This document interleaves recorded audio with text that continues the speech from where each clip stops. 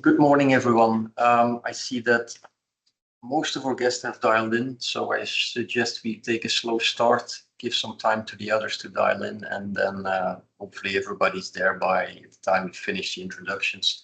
So let me start off by wishing you all a good morning on this beautiful and sunny day. My name is Lionel Orns. I'm the economic representative of Flanders Investment and Trade, and together with my colleague Tajana, we've taken on the task of organizing this webinar together with our colleagues from AWEX. Baudouin, maybe you would like to introduce yourself as well?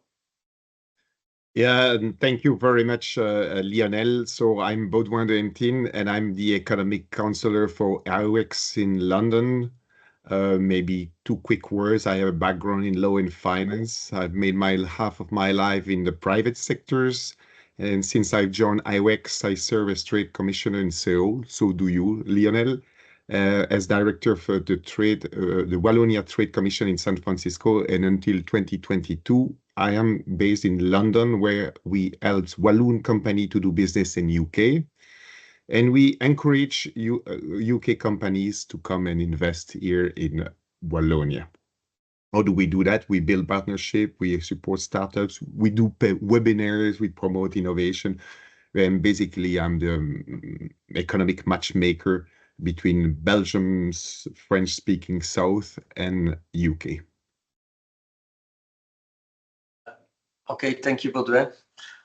Shall I quickly outline the agenda? I'm just checking here. We've got already 70 people signing in. That's good. So I'm proud to announce three guest speakers today.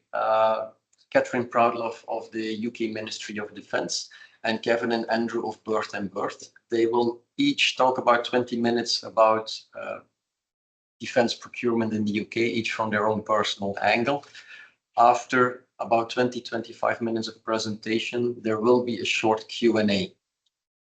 If you have questions, please put them in the Q&A chat and not in the regular chat. Should you have any technical problems, you can put them in the regular chat, but any questions, you can put them in the Q&A chat.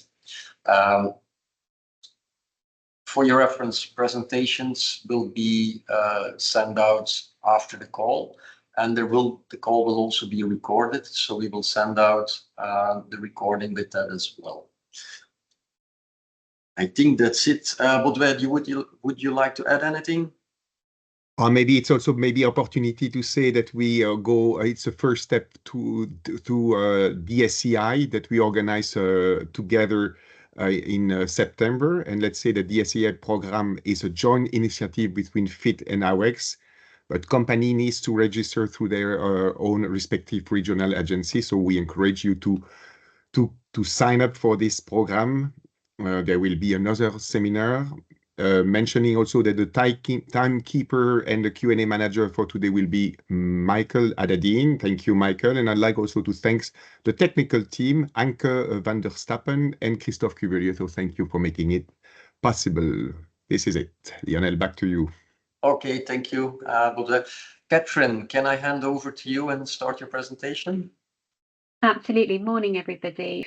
Okay, so I'm Catherine Proudlove, and I am the Small to Medium-Sized Enterprise Policy and Outreach Lead across the entirety of the Ministry of Defence, which means that if someone has a question about small businesses or there is anything at all to do with small businesses, it will come across my desk in some shape or form. And when I talk about small businesses, I'm using the UK definition as detailed in the Procurement Act that went live in February, where the business has 250 employees or less, a turnover of £44 million per annum or less, and is independently owned. So if you fit into those criteria, you're a small business, and I am able to have a chat to you and help you out and provide you with guidance and resource. And that is a big part of my job, chatting to smaller businesses, helping them to connect to opportunities in defence and sharing information in what is an incredibly complex world is a big part of my day job. But then because our team is so small, in fact, I am the team, I cover everything else as well. So that's UK policy on small businesses, that's briefing up to the Secretary of State for Defence and the Prime Minister. That is working with trade associations, it's working with larger organisations to make sure that they're supporting smaller businesses and their supply chains as well. And things like this, where we have international events and cross-government events as well, to make sure that as much support as possible to small businesses is being delivered. And one of the reasons why so much support is needed for small businesses is because defence is really complicated. It is big, it is slow, it is bureaucratic, and we are very, very good at putting barriers in place. And the other element of my job is to help defence overcome those barriers, and they quite handily are very well defined. So the sort of work that I'm helping defence with is helping to improve market engagement, helping to improve awareness of opportunities, reducing complex procurement processes, overcoming unconscious bias. Some people seem to think that because you're a small business, you can't deliver on the large scale, which of course you can. Requirements that aren't particularly well written. We have a big issue with financial thresholds that we're trying to unpick to make it easier for smaller businesses to access our opportunities. Our timescales can sometimes be a bit rubbish, as can our demand on small businesses with resource. They can be overly burdensome. And we're not very good with risk. Unusually, we're quite risk adverse, bearing in mind that part of our job is about taking enormous risks. It's a little bit of a contradiction that we get a little bit shy when dealing with smaller businesses. So I help to overcome all of those things as well. And over the next few slides, I'm going to talk about things that might be of interest to you for your general awareness of working with defence, and then I can dive deeper if you have any other questions later on. So first things to be aware of is, as I already mentioned, defence is incredibly complex, and this is why. So on here are all of the agencies that spend Ministry of Defence money. There's a few acronyms on there that I'll talk through. So DNS is Defence Equipment and Support. They're the people buying tanks, they're the people buying land vehicles, armoured vehicles, aircraft. DSTL, Defence Science Technology Laboratories, they're the people doing all of our research. They are doing small, quick scale scientific investigations. They really push our innovation and pushing our boundaries of our warfighting edge. AWE is Atomic Weapons Enterprise. They are now back in the fold. They used to be a private enterprise. They've come back into defence. OPA, that green swirly one, is Oil and Pipelines. And as of today, we have to add another agency to this list. We have to add the National Shipbuilding Office. As of today, they have become part of MOD. So MOD money will be coming through them as well. So not only do you have to know MOD, but you have to know all of these agencies as well, because they're all spending MOD money, which doesn't make it easy, because there's lots and lots of places to look and lots of people asking for organisations to do things, but in slightly different ways. There's a lack of cohesion across all of these groups that can make it challenging for smaller businesses to engage successfully. But the good news is that with all of these agencies, our spend is absolutely enormous. Billions and billions and billions of pounds. In fact, about 30 billion a year-ish, give or take a billion or two amongst friends.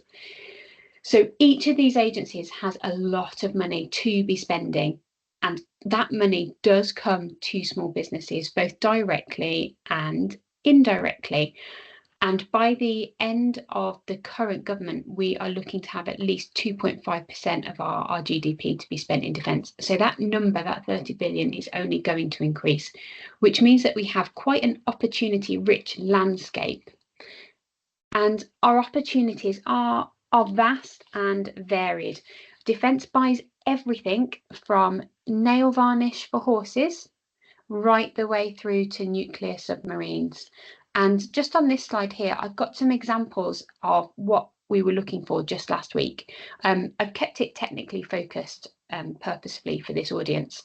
So we were looking for tactical comms, space tech solutions, gun system automation, explosive detection, geospatial intelligence. That is always an absolutely enormous field for us.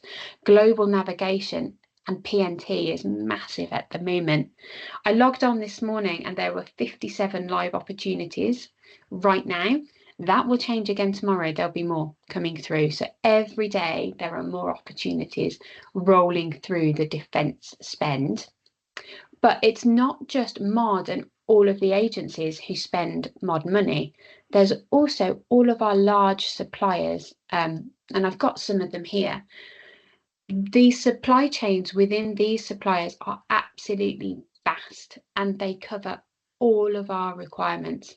So even if you don't work directly with the Ministry of Defence, you might work with these suppliers and still be receiving money through the supply chain that comes ultimately from MOD. I have got some notes coming up in a minute about how to access all of these as well. So I've covered quite a lot there. Let me just do a quick recap. Ministry of Defence is very, very complicated because it is built of many different agencies. Ministry of Defence is complicated because we buy so much. If you can name it, we will have bought it at some point, and our needs are vast.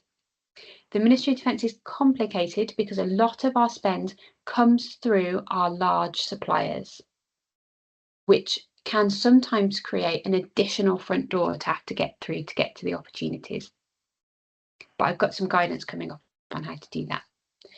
The other thing that can make defence quite complicated is the fact that we are very security conscious, and for good reason. And there are sometimes some hurdles to get across around getting clearance and making sure that you have the right standards and qualifications, particularly in the tech field where there's lots of testing and evaluation going on. But one thing that you can do today to help your position is to think about cyber essentials. There may be some people on the call who already have the cyber essentials qualification, but there's just a short video that explains it really well and gives guidance on how to go about getting the cyber essentials qualification. You will need this for all MOD opportunities, whether it's direct or indirect. So this might be a really good first step to take to start to get you established and ready to engage with defence. There is a video which hopefully will work, which explains it really well. Did you know that in 2024, 50% of UK businesses experienced a cyber breach or attack? Cyber attacks can happen to any business, no matter the size, and most attacks are not targeted. If your business suffers a cyber attack, it could significantly disrupt operations, put sensitive information about you and your customers at risk, and cost you money. So, how can you protect your business? Cyber Essentials is a government and industry-backed certification scheme proven to protect businesses against the most common cyber attacks. It shows you how to put 5 cybersecurity measures in place to protect your business. Support is provided along the way through our Cyber Essentials Knowledge Hub and network of qualified cyber advisors. Cyber Essentials is highly effective and is helping thousands of UK organisations protect themselves. Organisations with Cyber Essentials are 92% less likely to make a claim on their cyber insurance.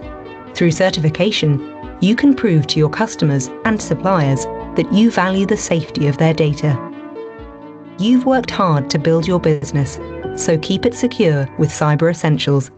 Visit the Cyber Essentials website to find out more and take the first step towards achieving certification and protecting your business. I've told you that there's lots and lots of opportunities, and having Cyber Essentials will help you to access those opportunities. But where are all of these opportunities hiding? So this is where they are. The Defence Sourcing Portal needs to be your first port of call.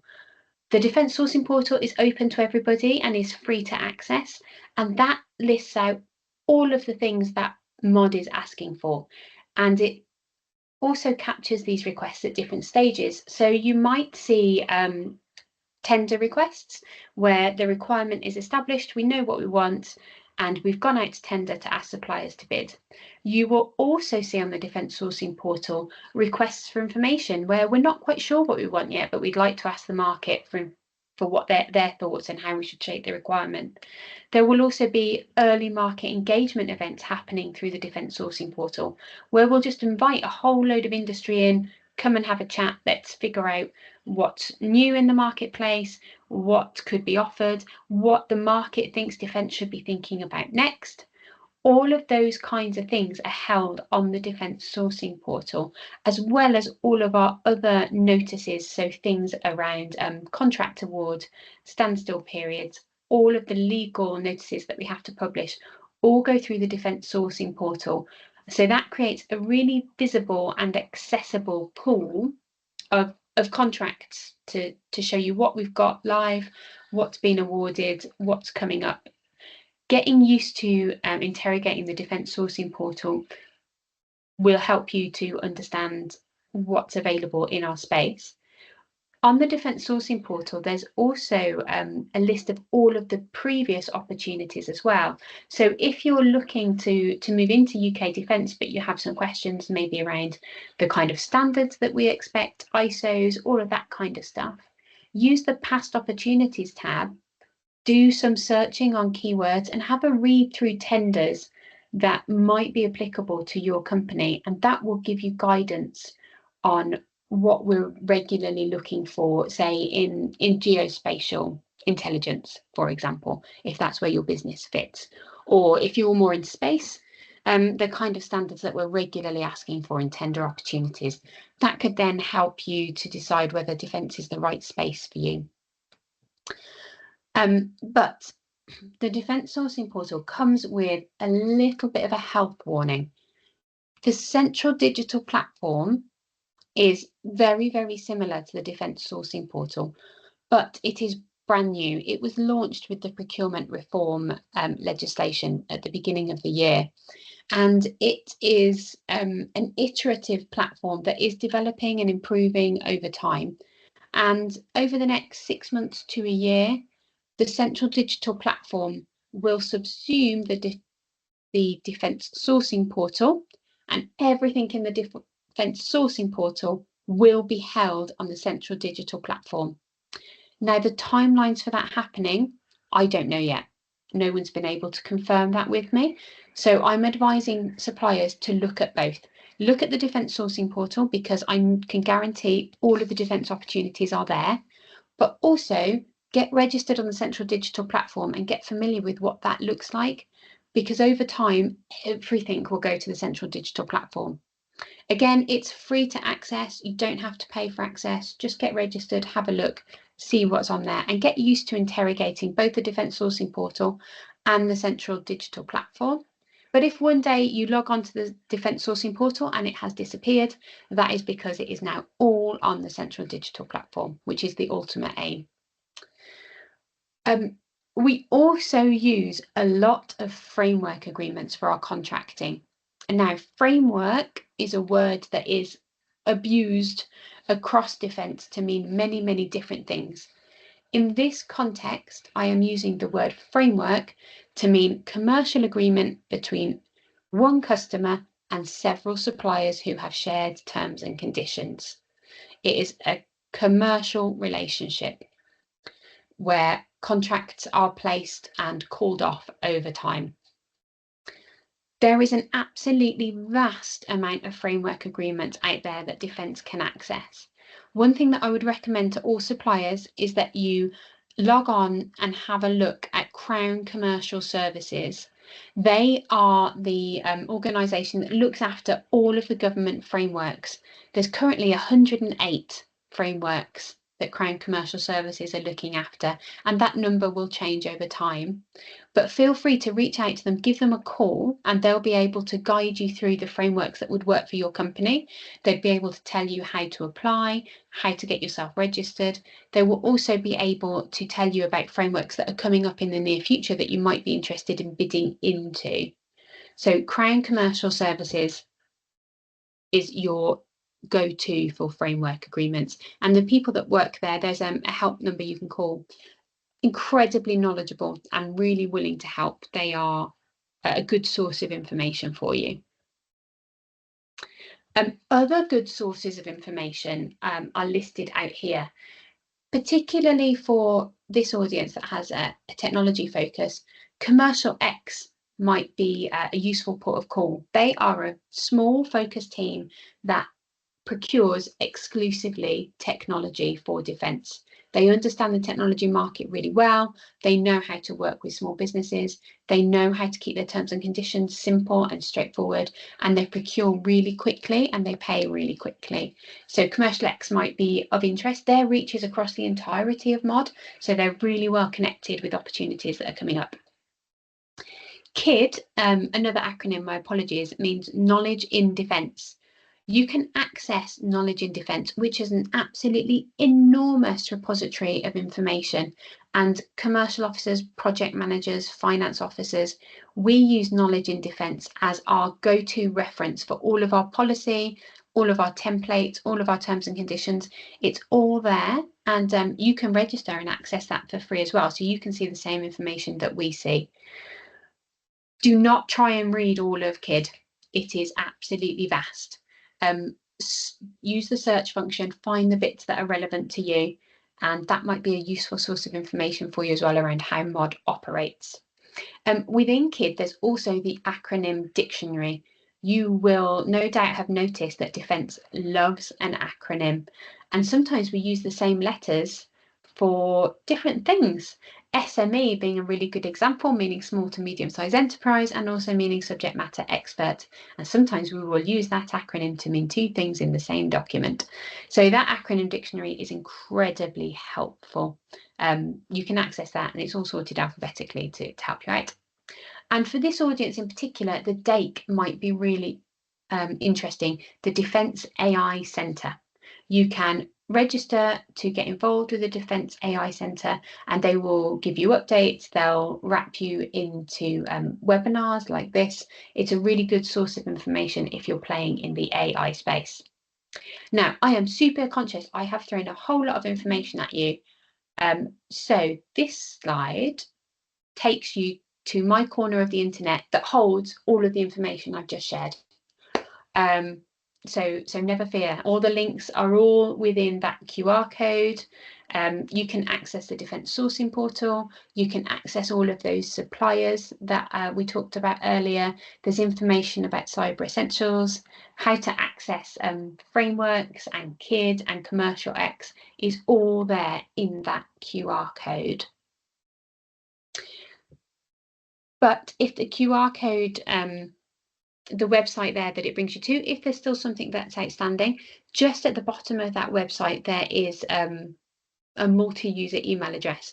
Don't get put off by the fact that it's a multi-user. There's only me in the team, so you're not going to a multi-user, you're going to me, and I can help if you have any particular questions or concerns or something's come up that you'd like more information on. Then please feel free to reach out and ping me an email, see what answers I can get to you. We also run our LinkedIn channel, which is called Defence Procurement, and we use that channel for flagging events and things that we think might be of particular interest to small businesses. So keeping that ticking through on your LinkedIn might pull up some interesting opportunities for you as well. I'm really conscious that I'm at time, and also incredibly conscious that I've thrown a lot of information at you. I'm happy to have questions, or so I'll hand over to the Q&A.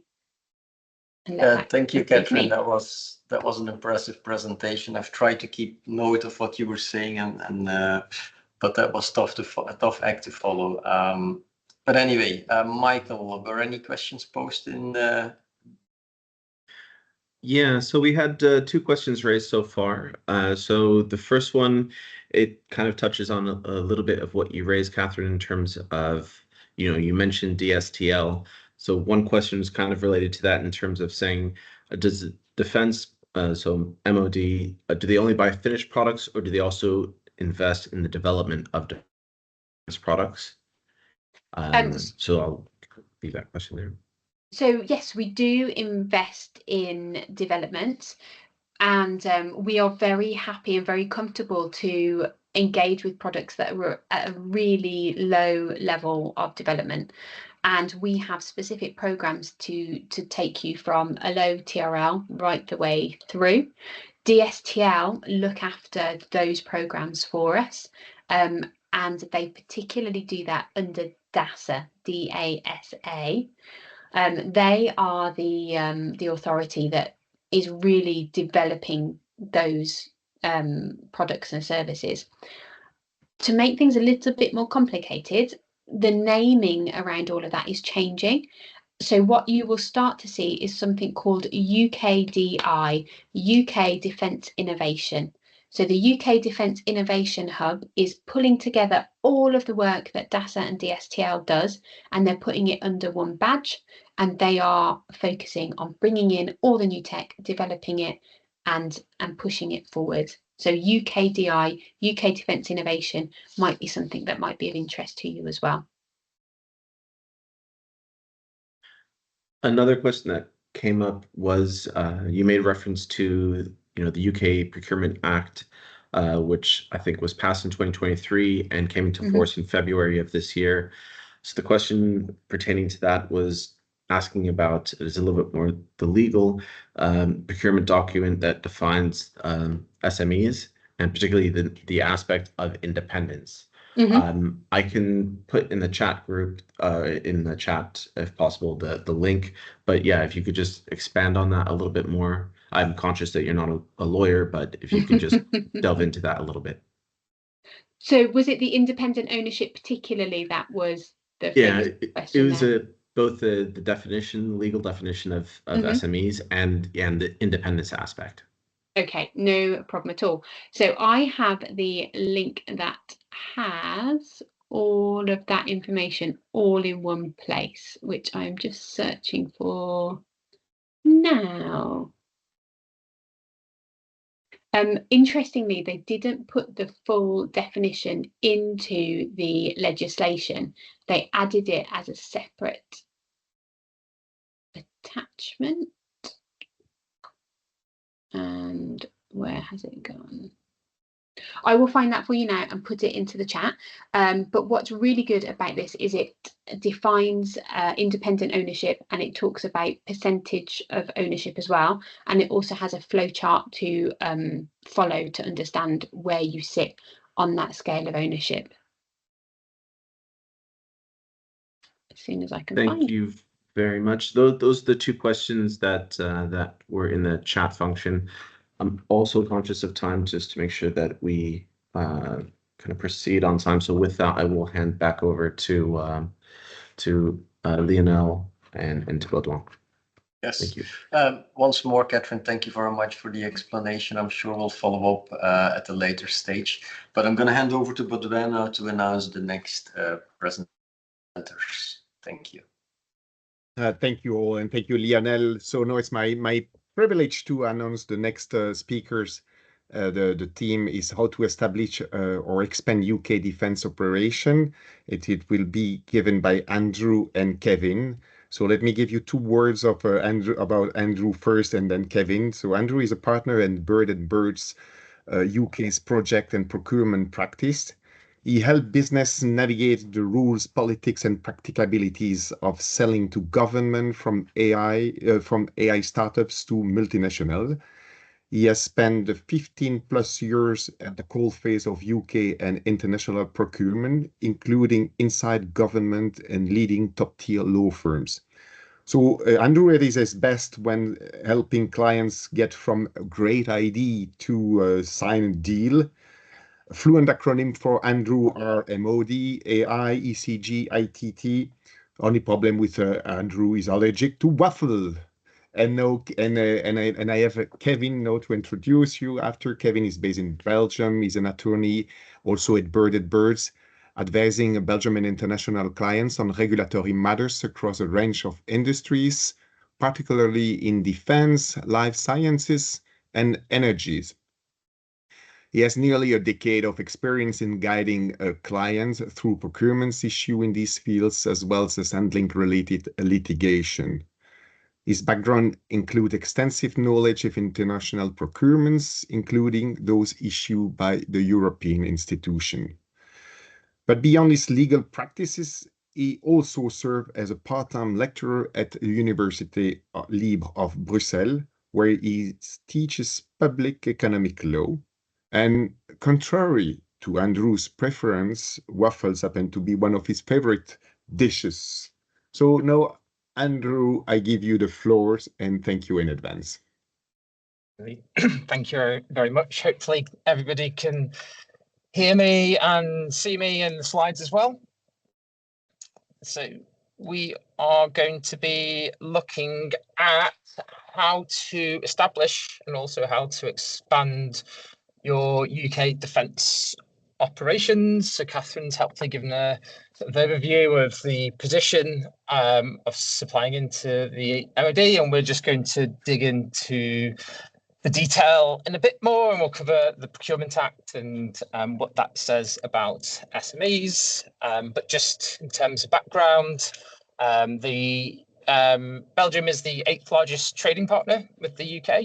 And last year alone, there was £60 billion worth spent bi-directionally between the two countries. And similarly, the MOD procurement spend is significant, 40 billion annually, of which 50% is spent on non-UK firms.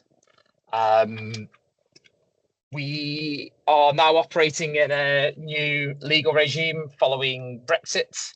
The UK government passed the UK Procurement Act in 2023, and it came into force in February of this year. It aims to simplify and speed up public procurement. And we've also had new policy from the MOD, such as the Strategic Defence Review, which again looks at expanding spend by the various different bodies that fall within the MOD umbrella, which Catherine has outlined previously.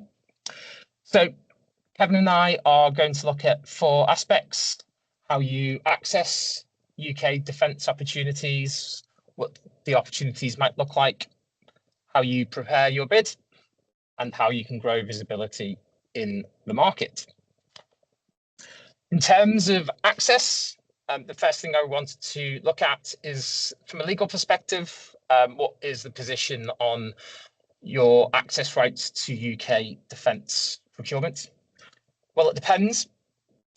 When it comes down to defence opportunities, in contrast to other public procurement opportunities, there's no secured or guaranteed access to UK defence procurement for non-UK businesses. But in practice, the position's very different.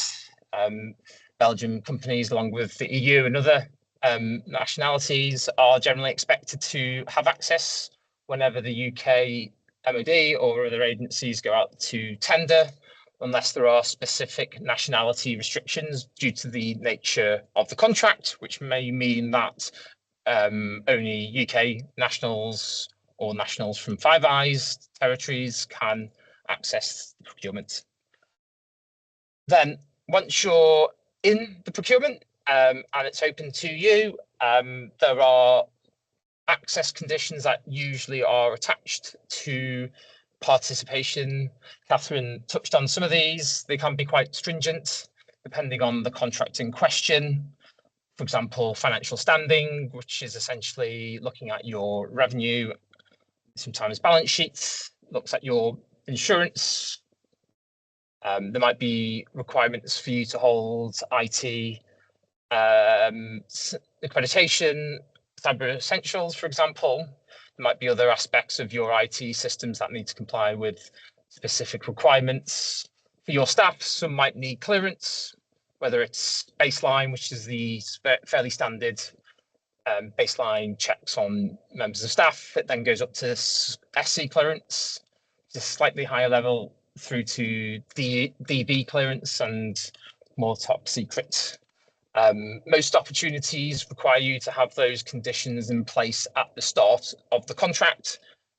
Ordinarily, it doesn't require you to have them in place at the moment you submit your bid.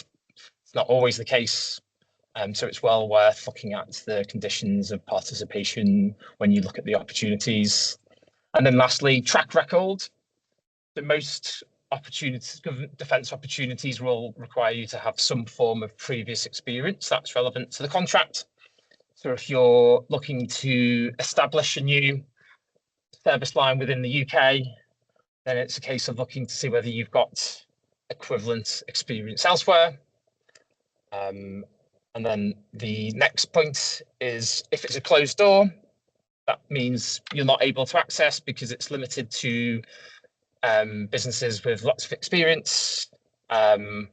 Then the other opportunities that you might explore is forming partnerships with other suppliers, whether that's a consortium bid or participating as a subcontractor or somewhere else in a main contractor's supply chain. And then the other option is to invest. And if you're a VC or looking to buy defence companies, one way to get around access restrictions is to acquire existing suppliers. So going to the next slide, looking at the opportunities. Under the Procurement Act, there's essentially 3 different arrangements. You've got your standard contracts, then you've got your framework agreements, which Catherine touched on. This is effectively a panel of suppliers who are pre-selected following a procurement process. And once that framework is established, then buyers then turn to the panel suppliers to place orders on an ad hoc basis.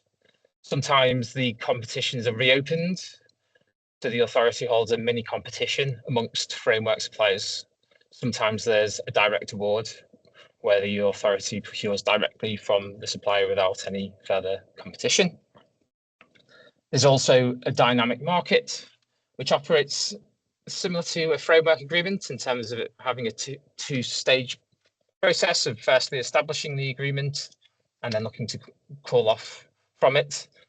One of the key differences is that a framework is a closed arrangement in that it is only available to suppliers who were appointed first time round, and no new supplier can participate whilst the framework agreement is live, and it will have to wait until that framework agreement's retendered before it can participate. Whereas a dynamic market, anybody can apply to enter throughout its duration. So if you're an SME or a new entrant, and Catherine mentioned there's hundreds of Crown Commercial Service framework agreements, there's also a number of dynamic markets as well. So it's well worth distinguishing between those different arrangements and identifying which ones you would like to be on. And if it's a framework agreement, then finding out when it expires, so that you're well prepared for when the retender starts. And then looking at the procurement procedures. Under the Procurement Act, there's 2 competitive procedures. The first one is the open procedure, which is a single stage procurement process. There's just one submission, and then you find out whether you've been successful after that stage. Then there's the competitive flexible procedure, which is often a multi-stage process, sometimes involving negotiations as part of that process. And then finally, in addition to the competitive processes, there's also single sourcing, which is particularly common in the defence space. And single sourcing is when a contract is placed without any form of advertisement or competition. And it's usually where there is something to do with the subject matter of the contract. That means a competition is not possible in the circumstances. And around 50% of MOD spend is based on single sourcing. So the question here is, how do you access those opportunities for single sourcing when you're looking to establish or expand your operations, which we'll touch on shortly. So the next slide is just sort of looking at the participation options again. You could participate as a lead bidder, as part of a consortium, as part of the supply chain, or as an investor. Also, again, as Catherine mentioned, it's not just about procurements of goods, works or services. There are funding opportunities in the UK. That's as one of them. One thing that is different, not just in terms of the opportunity, but in terms of access, grant funding tends to be designed specifically for local UK businesses. Not always, but it's well worth looking at whether a grant funding opportunity is open to Belgian businesses. And again, if it's something that you as a business are very keen to ensure, then you might look at other ways of accessing it, whether it's through the participation options which I've outlined above, or even considering opening up a UK subsidiary. So on that note, I'm going to hand over to Kevin, who's going to talk a bit more about preparing bids for UK procurements. Yes, thank you, Andrew. So I'm going to talk shortly about the preparation of the bid and focusing on what you should do in order to secure your bid in the UK procurement, and what is absolutely prohibited to do in the UK procurement. So as far as the do's first, the first thing that I would like to stress is that it's fundamental in UK procurement to accept the standard terms and conditions. So knowing that lots of the participants are Belgian. In Belgium, for example, we have a specific royal decree which sets out several rules. In the UK, these rules concerning the performance of contracts are actually laid down in the defense conditions, and generally you have the acronym DEFCONs, which actually set out the standard terms that will be applicable to defense contracts within the United Kingdom. And it's fundamental, of course, to accept these standard terms. Depending on the procedure, you may have the possibility to negotiate some of these terms, but the principle is that you have to accept the standard terms and conditions as such. I will get back to that in the don'ts, because then in the don'ts you will see that, of course, it's prohibited to deviate from that unless the procurement documents provides that you can deviate from these standard terms and conditions. Of course, knowing that some of you, many of you are, of course, very active in the technology sector, there is, of course, it's fundamental to understand the rules concerning IP in defense procurement. Of course, there are several standard and terms and conditions that will be applicable to this type of defense procurements. I would just like to highlight here that one, the standard rule is that, as applicable in Belgium as well, the contractors will own IP in most of the cases, unless you have, it's an highly sensitive security assets, and the contract specifically provides that the MOD will own the IP, but save for this exception, the IP created during the performance of the contract will be owned by the contractors. But of course, it is required to grant to the MOD licensing rights in order to enable them to use, of course, the software or the product that has been developed during the performance of the contract.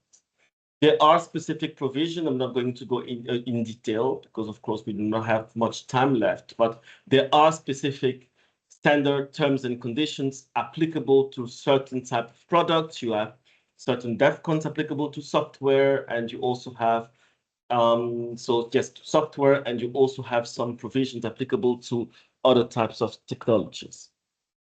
There is also a specific provision concerning commercial exploitation levy.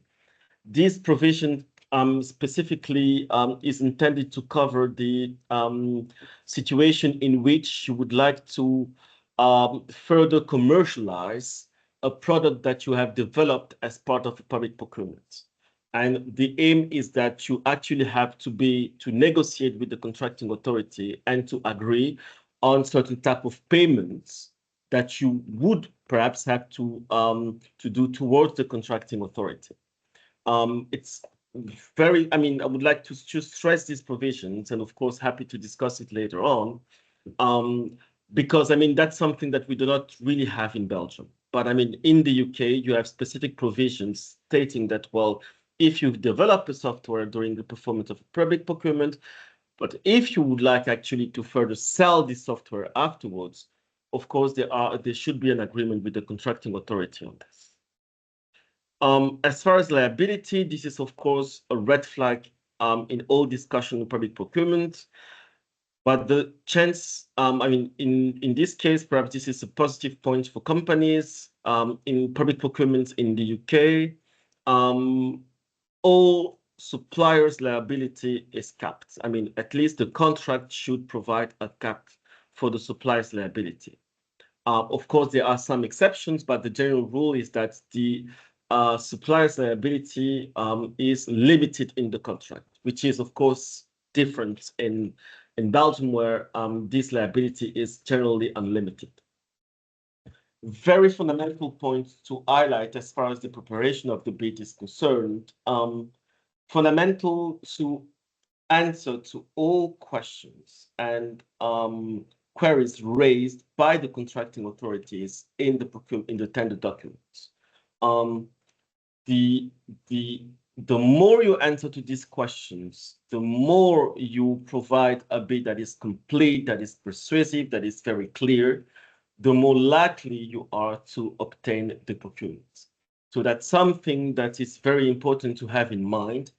Make sure if you participate to a procurement, be it as a lead bidder or as a consortium member or just as a subcontractor, make sure that you cover everything that is provided in the tender documents and that you provide a bid that is particularly clear and complete so that you can secure your procurement. Next slide, please, Andrew.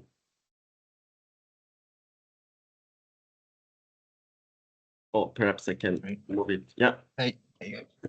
So now let's go to the don'ts, the thing that you can really not do in the UK procurement. Of course, one is prohibition to attach your own terms and conditions. If you do that, the likelihood that your bid will be rejected is extremely high. But I mean, the rule is exactly the same in Belgium. So I think that you're all familiar with this general prohibition. But you also have other prohibitions, such as prohibitions to try to lobby the MOD personnel, others outside of the formal procurement procedure channels. Any collusion is, of course, prohibited. And of course, again, here we do, I would like to stress that, of course, the bid should be as complete as possible. If your bid is complete, the likelihood that the bid will be rejected is extremely high. And finally, that's a question that we usually get as a lawyer when you have a company wishing to participate in the procurement procedure. Can we negotiate the terms? The rule is that this is really up to the contracting authority, and it really depends on the procurement procedure that is chosen by the procurement by the contracting authority. So do not assume that you will be able to negotiate the terms unless the procurement procedure allows that and that the tender document explicitly states that. So that's something really important to have in mind when participating in the bid. Do not attach your own terms and conditions. Make sure you address all requirements and do not assume that there will be a negotiation with the contracting authority. So now that we have seen how you can access the procurement, in what capacity you can access, if you do not meet all the conditions, what are the alternatives in order to perform UK defense procurement? And of course, when you prepare your bid, what are the do's and don'ts? And of course, here is how you can grow your visibility in the UK defense market. This is, of course, something fundamental, as Andrew previously stated. a bit less than 50% of procurements in the defense sector are awarded through direct awards, meaning that there's no competition, it's direct award to a company. So it's fundamental to grow your visibility in the UK defense market. Of course, you have embassies and trade bodies that play a role in this regard, because of course you can leverage your national embassy, in this case the Belgian embassy in London, and of course all trade associations in London. But of course you have all commercial events and networking, because then you can meet the members of the MOD. You can understand, of course, what are the opportunities. You can, of course, meet other companies participating and performing MOD's procurement, and that will help you to grow your visibility in the UK defense market and enable you to participate in the procurement procedure. As far as the tender opportunities, I will give the floor to Andrew to give a small word on that and to conclude, of course, the presentation. Yeah, thank you very much, Kevin. So I think Catherine's gone through the sort of portals, being the central digital platform and the defence sourcing portal. So I don't need to go over that again. I think just sort of as we wrap up, I just wanted to sort of just spell out 3 key points. So IPR, liability, DEFCONs, all those terms, conditions and policies can all be found on KID, Knowledge and Defence. Again, Catherine mentioned in her discussion. So sort of looking at what types of terms and conditions might be attached to MOD procurements would be a good place to start. They're not known for being the most simplistic of terms. They can be very pro-procurer, but just trying to understand the balance and risk share in MOD contracts is quite valuable before you enter the procurement phase, because the tender periods can be quite short. So the more you front load the process in terms of building up your understanding, the more time you've got to dedicate to your pitch and putting together the best possible submission. Kevin says it's important to complete your pitch in full, answer their questions, not your questions, because sometimes you find, particularly given how they are phrased, quite tricky to provide answers to some of the questions. So trying to familiarise yourself with the way in which the MOD structures its questions and looking at their award criteria and sort of ensuring that you're ticking each box or each aspect of the question, I think is a really helpful way to structure your proposal. Negotiations, as Kevin said, not allowed unless negotiations have been specifically enabled for a procurement process. However, where there is a particularly egregious term that you feel is inappropriate, there's always an opportunity to raise a clarification.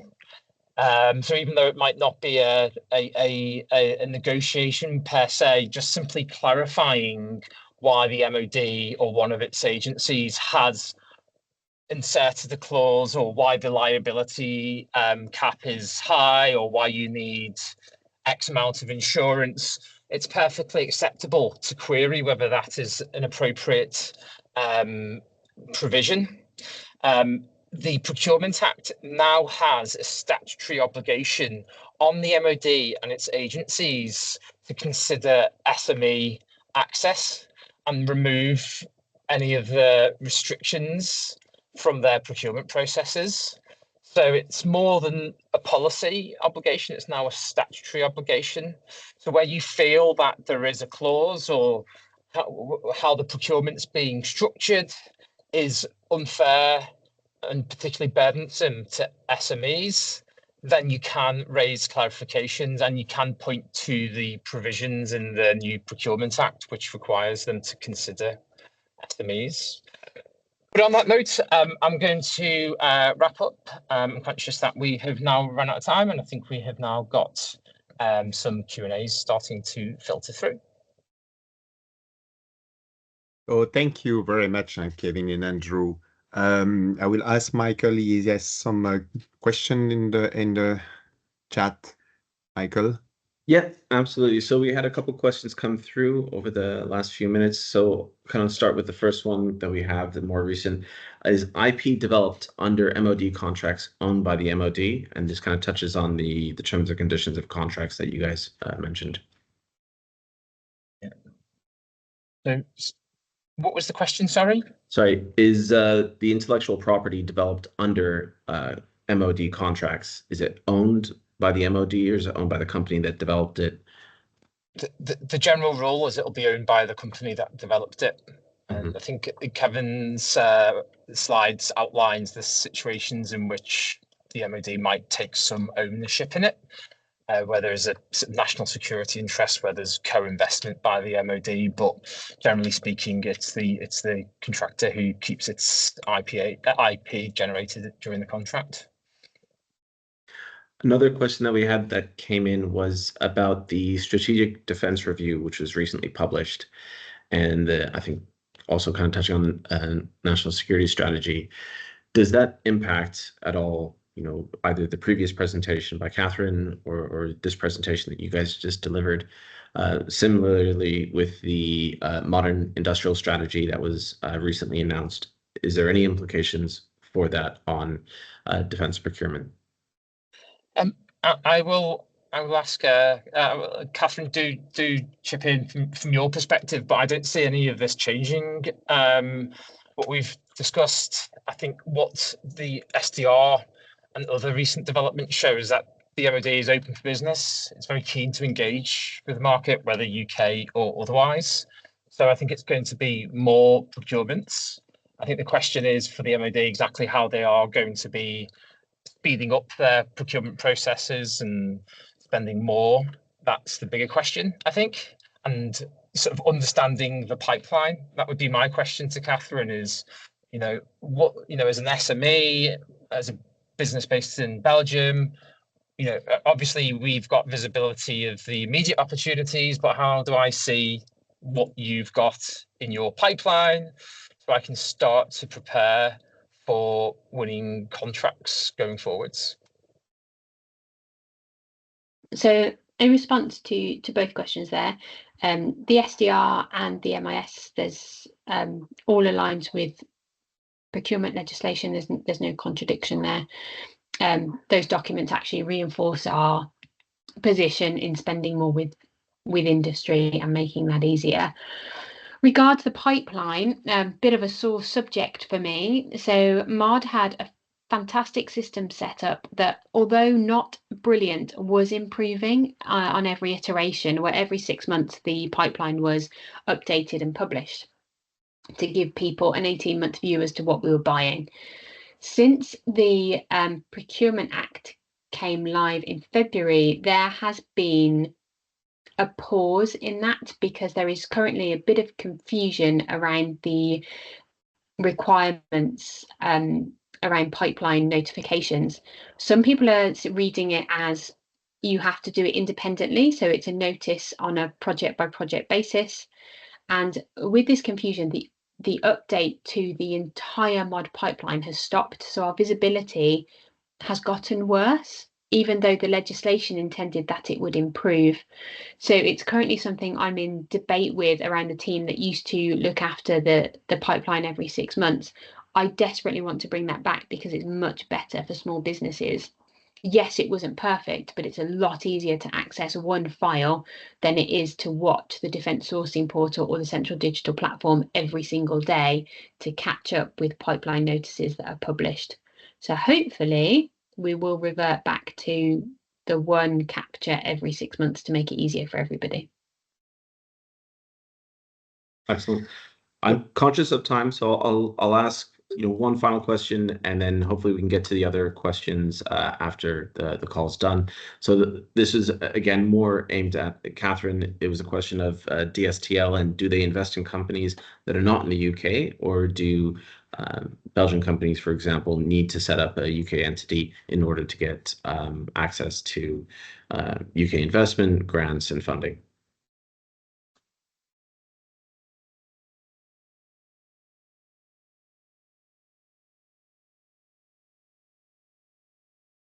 Michael, the question is for Catherine.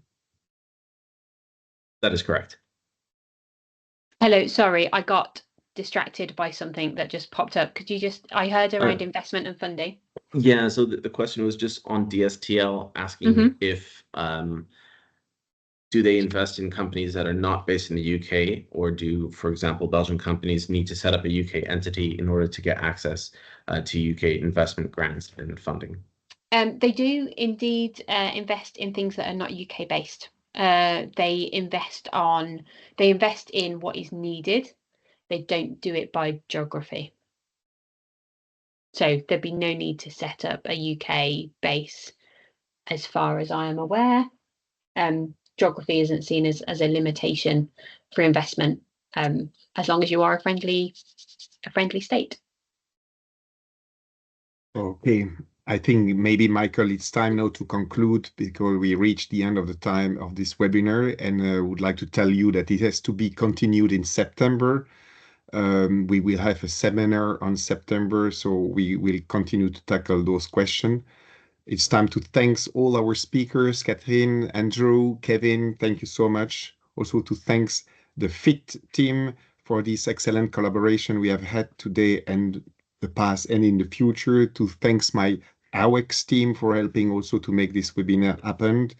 And finally, to thank all the participants. It was a pleasure to see we were about 80% there. So Lionel, I don't know if you want to say one last word for me. Thank you so much. No, thank you, Baudouin. That was perfect. Thank you all, and I look forward to seeing you in September at DSEI. Thank you.